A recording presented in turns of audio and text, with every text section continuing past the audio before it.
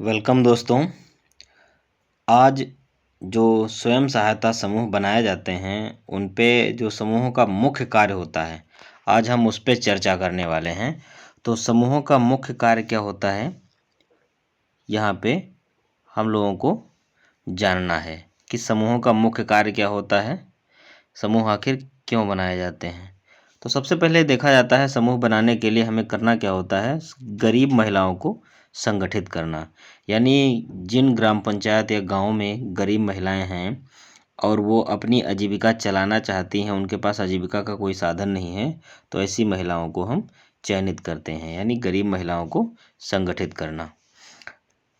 Next है आर्थिक एवं सामाजिक समस्याओं के प्रति जागरूक करना। आर्थिक का मतलब है जैसे उनके पास पैसे की व्यवस्था नहीं है, तो पैसे की व्यवस्था उनको समूह के जरिए उपलब्ध हो जाएगी। और सामाजिक समस्याएं, कई प्रकार की समाज में उनको समस्याएं, पैसे की तंगी की वजह से अपने आजीविका को जीने से संबंधित समस्याएं उनके आगे बनी रहती हैं। तो ऐसी महिलाओं को एकत्र करके हम अपने समूह का कार्य शुरू कर सकते हैं, समूह बना सकते हैं और लोगों को आजीविका जीना सिखा सकते हैं। अगला पॉइंट है सदस्यों में स्वयं सहायता समूह एवं आत्मविश्वास की भावना को जागरूक करना। यानी सदस्यों में स्वयं सहायता का मतलब है अपनी सहायता स्वयं करना। 10 महिलाओं को मिला करके जब हम एक दूसरे की मदद करते हैं तो उसको हम स्वयं सहायता कहते हैं। 10 को यानी 10 महिलाओं के या 10 लोगों के मिल जाने से जो तैयार होता है संगठन, उसको हम समूह कहते हैं। इसीलिए स्वयं की सहायता करना और आत्मविश्वास की भावना को जागरूक करना, यानी जब आप एक दूसरे की मदद करोगे तो आप में सब में एक आत्मविश्वास का विकास होगा, जिससे आप अपनी आजीविका को बहुत आगे तक ले जा सकते हैं। नेक्स्ट है कि सदस्यों में नेतृत्व की क्षमता का विकास होता है। ग्रामीण में आप लोगों ने देखा होगा, ग्रामीण स्थितियों में महिलाओं की स्थिति ऐसी है कि वो लोग अपने निर्णय लेने में सक्षम नहीं हैं। तो हर परिवार में पुरुष जो है नेतृत्व करता है अपने परिवार का। तो कोशिश ये की जाती है यहाँ पे, जब समूह बनाए जाते हैं तो महिलाओं को सभी प्रकार के नेतृत्व करने की क्षमताएं सिखाई जाती हैं, ताकि अगर कोई समस्या होती है, कोई भी बात होती है या अपने समूह को चलाने से संबंधित सभी प्रकार के कार्य होते हैं, तो उनमें महिलाओं को नेतृत्व करने का मौका मिलता है। एक एक करके अपनी बैठक को संबोधित करने का मौका मिलता है और समूह में पदाधिकारी बन करके पूरे समूह को समझाने, बताने और उनको जानकारी देने के लिए नेतृत्व का मौका मिलता है। और उनकी बोलचाल की भाषा में भी बदलाव होता है, यानी काफ़ी कुछ उनको सीखने को मिलता है और लोगों को सिखाने को भी मिलता है। लोगों को सिखाना ही नेतृत्व है। ठीक है, नेक्स्ट पॉइंट है सामाजिक समस्याओं का समाधान करने में सहायता करना। अब जब आप एक स्वयं सहायता समूह बनाएंगे तो जब 10 लोग मिल करके कोई भी कार्य करेंगे, समूह में 10 से 20 लोग होते हैं, लेकिन मिनिमम हम 10 मान के चलते हैं यहाँ पे, कि जब 10 लोग मिल करके एक दूसरे की मदद करके उसकी आवश्यकताओं की पूर्ति कर देंगे, उसकी ज़रूरतों की पूर्ति कर देंगे, उसकी मदद कर देंगे, तो सभी प्रकार की सामाजिक समस्याएं आपके ग्रामीण परिवेश से दूर हो जाएंगी, आपके गांव से दूर हो जाएंगी। सभी लोग मिल करके अपनी आजीविका जिएंगे, अपने अपने काम करेंगे। नेक्स्ट है सदस्यों का आयरधन कार्य करने हेतु प्रोत्साहित करना। ये सब मुझे लगता है गलत है कुछ। छोड़ो।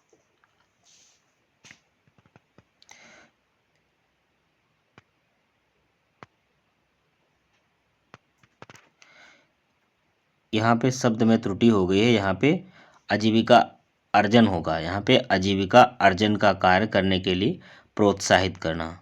आजीविका अर्जन,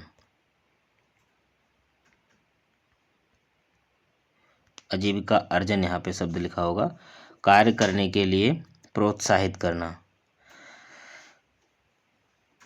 नेक्स्ट है स्थानीय संसाधनों को चिन्हित करना, यानी आपके पास परिवेश में किन किन प्रकार के साधन या किन किन प्रकार के कार्य उपलब्ध हैं या किन किन चीज़ों को आप लोग कर सकते हैं, उस प्रकार के कार्यों को चिन्हित करके उन्हीं को बढ़ावा देना, ताकि वो कार्य बहुत अच्छी तरीके से और आगे जा सके, उनमें ही विकास किया जा सके।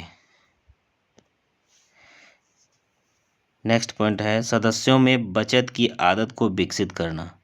सदस्यों में बचत की आदत को विकसित करना, जैसे सभी सदस्यों में बचत करने की आदत नहीं होती है या ग्रामीण महिलाओं में बचत करने की आदत नहीं होती है, तो जब सब लोग मिल करके एक दूसरे को चीज़ों को बताते हैं कि समूह इन स्थितियों से बहुत ऊंचे स्तर तक जा सकता है, तब सभी लोग अपनी अपनी बचत करने की आदत को विकसित करने का भी प्रयास करते हैं।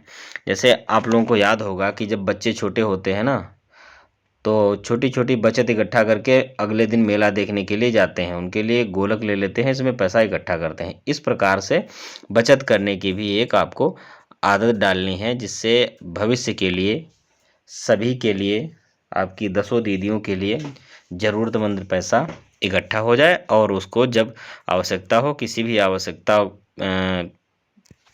वाली दीदी को वो पैसा दे दिया जाए, ताकि वो अपनी ज़रूरत पूरी करके वो पैसा समय से वापस कर सकें। नेक्स्ट पॉइंट है सदस्यों को सूचना वित्तीय ऋण की सहायता प्रदान करना। सदस्यों को सूचना वित्तीय ऋण की सहायता प्रदान करना, जैसे ये हम मान लेते हैं कि महिला सदस्यों के पास पैसा नहीं होगा, तो ज़्यादा से ज़्यादा सभी लोगों की बचत के हिस्से से उनको ऋण के रूप में वित्तीय ऋण की जो है पूर्ति कर दी जाती है कि अपना कार्य पूर्ण करके और समूह को पैसा वापस करें। नेक्स्ट है सरकारी कार्यों के बारे में समझ विकसित करना। जब आप स्वयं सहायता समूह से जुड़ेंगे तो आपको उन सभी प्रकार की योजनाओं की जानकारी समय समय पर मिलती रहेगी, ताकि उनके साथ साथ समूह चलाने के साथ साथ आपको सरकारी योजनाओं का भी समय समय पर लाभ मिलता जाए। क्योंकि जब समझ विकसित होगी तो आप जाहिर सी बात जागरूक होंगे, जब जागरूक होंगे तो हर जगह सभी प्रकार की सरकारी योजनाओं का लाभ लेने के लिए अपना आवेदन भी कर सकते हैं। नेक्स्ट है समूह के सदस्यों को पोषण व बालिका शिक्षा इत्यादि मुद्दों पर जागरूक करना। यहाँ पे स्वास्थ्य होगा, स्वास्थ्य का मतलब यानी जब आपकी तबीयत अच्छी होगी, यानी आप स्वस्थ होंगे, तो स्वस्थ और पोषण और बालिका शिक्षा इत्यादि मुद्दों पर जागृत करने से संबंधित चर्चाएं सभी दीदियों के बीच में होती हैं। जैसे मान लो एक दीदी को जानकारी है कि आपको किसी प्रकार की बीमारी या किसी प्रकार की समस्या है, आप स्वस्थ नहीं हैं, तो आप जो है दूसरी दीदी आपको सलाह देती है कि आप ऐसा काम करें तो आप स्वस्थ हो जाएंगे। ऐसे ही पोषण की कमी होती है कुछ लोगों में, तो कुछ दीदियां पढ़ी लिखी होती हैं तो पोषण से संबंधित जानकारियां आपस में शेयर करती हैं, इससे भी लोगों को जानकारियां मिल जाती हैं। और बालिका शिक्षा जैसे मुद्दों पर भी विकास होता है, क्योंकि बालिका शिक्षा ग्रामीण परिवेश में बहुत कम है। अतः जब लोग जागरूक होते हैं या समूह के माध्यम से जागरूक होते हैं तो बालिका शिक्षा पे भी जोर दिया जाता है।